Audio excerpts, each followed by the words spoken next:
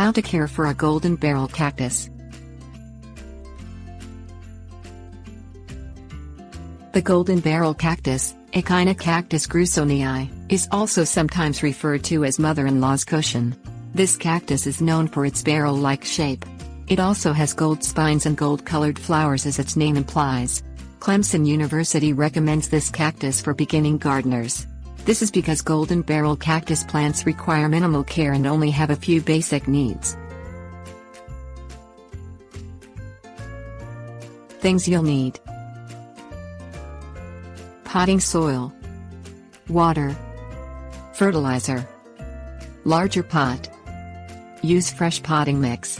The potting mix should be one that is designated for cacti because cactus plants need a potting mix that drains well.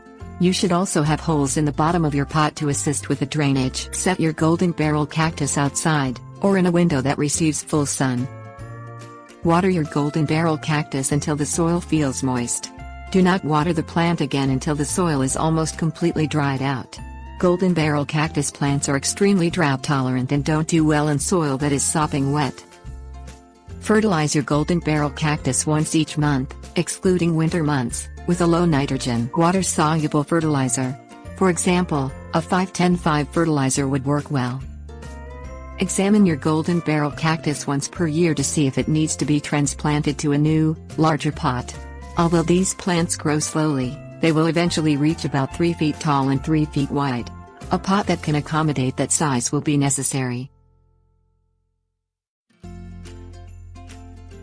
Tips: warnings. Thick gloves should be worn when handling the golden barrel cactus to avoid being pricked by the plant's spines. If you want to plant a new golden barrel cactus, you can grow one from seed. To obtain seeds, look under the fruit of one of the flowers on a live golden barrel cactus. You will see a small pod. Open the pod and scrape out the seeds.